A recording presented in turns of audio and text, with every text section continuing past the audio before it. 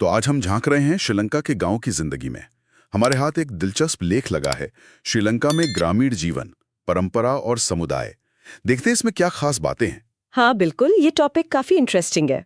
असल में समझना ये है कि श्रीलंका के गांवों में आज भी जिंदगी कैसे चलती है, वहां की परंपराएं कितनी गहरी हैं, और ये जो समुदाय या कम्युनिटी की बात होती है, उसका असल मतलब क्या है वहां। बिल्कुल, और ये लेख साफ करता है कि श्रीलंका की आत्मा कह सकते हैं काफी हद तक आज भी इन गांवों में बसती है। अच्छा। ज्यादातर लोग खेती पर निर्भर हैं और चावल तो जैसे जिंदगी का हिस्सा ही है। धान के लहलहाते खेत एक आम नजारा है वहाँ। हाँ, और घरों का जिक्र भी है इसमें।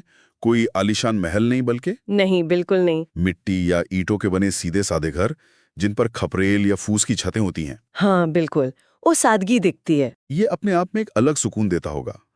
लेकिन रोजमर्रा की जिंदगी की लय क्या है? क्या सिर्फ खेती ही है या और भी कुछ? देखिए, खेती तो धुरी है, मतलब सेंटर पॉइंट है, लेकिन जिंदगी सिर्फ वहीं तक सीमित नहीं है।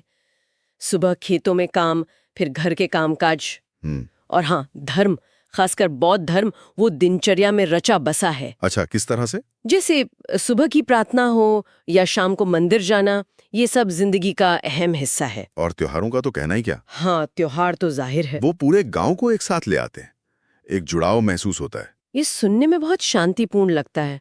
और ये जो समुदाय की बात है, क्या ये वाकई उतना मजबूत है जितना कहा जाता है? मतलब आज की दुनिया में जहाँ सब थोड़े अपने में मगन है। देखिए, इस लेख के हिसाब से तो हाँ, काफी मजबूत है। और बात सिर्फ त्योहार साथ मनाने की नहीं है। अच्छा। जैसे फसल कटाई में एक दूसरे की मदद करना, किसी के घर कोई जरूरत आन पड़े, हाँ? तो पूरा गांव साथ खड़ा हो जाता है। ये चीजें आज भी जिंदा है वहाँ। ये एक तरह का, क्या कहते हैं, अदृश्य सामाजिक सुरक्षा जाल है। दिलचस्प। मतलब एक दूसरे पर निर्भरता भी है और भरोसा भी। बिल्कुल, भरोसा बहुत बड़ी चीज है। और संस्कृति, बौद्ध धर्म के अलावा क्या कला या संगीत जैसी चीजें भी गांव के जीवन में अहम है? बिल्कुल। बौद्ध धर्म तो एक नैतिक कंपास की तरह है, जो रोज के व्यवहार और मूल्यों को दिशा देता है। सही। लेकिन इसके साथ ही ये गांव पारंपरिक संगीत, नृत्य और हस्तशिल्प के जरिए अपनी सांस्कृतिक पहचान को भी सहेजे हुए हैं। अच्छा, जैसे पीढ़ी दर पीढ़ी सिखाते होंगे। हाँ, पीढ़ी दर पीढ़ी ये हुनर सिखाए जाते हैं। ये सिर्फ मनोरंजन नहीं है, ये अपनी जड़ों से जुड़े रहने का एक तरीका है। ये तो हुई तस्वीर की एक खूबसूरत साइड, लेकिन सिक्के का दूसरा पहलू भी तो होगा।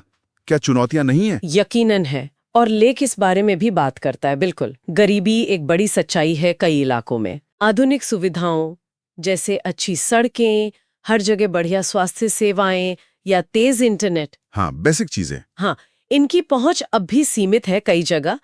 और युवाओं के लिए गांव में रोजगार के मौके वो भी कम है। यानी एक तरफ सुकून और परंपरा है, तो दूसरी तरफ आधुनिक जीवन की जरूरतें और मुश्किलें। हाँ बिल्कुल, और यहीं पर एक दिलचस्प विरोधाभास, एक कॉन्ट्रडिक्शन सामने आता है। कैसा विरोधाभास? एक तरफ ये गांव अपनी शांति, अपनी मेहमान नवाजी और गहरे सामाजिक रिश्तों के लिए जाने जाते हैं, हाँ। अपनी सांस्कृतिक धरोहर को बचाने की कोशिश कर रहे हैं। वहीं दूसरी तरफ बेहतर शिक्षा और रोजगार की तलाश में युवा पीढ़ी शहरों की तरफ जा रही है। हाँ, शहरों की तरफ जा रही है, माइग्रेशन हो रहा है। ये तो बड़ी कश्मकश है, अपनी पहचान बचाए रखना और भविष्य के लिए रास्ते बनाना। बिल्कुल। तो कुल मिलाकर ये तस्वीर उभरती है कि श्रीलंका का ग्रामीण जीवन, परंपरा, समुदाय की गर्माहट और आधुनिक दुनिया की चुनौतियों के बीच एक संतुलन बनाने की लगातार कोशिश कर रहा है। बिल्कुल सही कहा, एक तरह का बैलेंसिंग एक्ट चल रहा है। और ये हमें एक जरूरी सवाल पर लाकर छोड़ता है। क्या सवाल? कि जैसे जैसे आधुनिकीकरण और शहरीकरण का दबाव बढ़ रहा है, ये ग्रामीण समुदाय अपनी इस अनूठी सांस्कृतिक पहचान और आपसी सहयोग की भावना को भविष्य में कैसे और कितना बचाए रख पाएंगे? हाँ, ये एक बड़ा सवाल है। ये सोचना लाजमी है। इसका जवाब शायद वक्त ही देगा।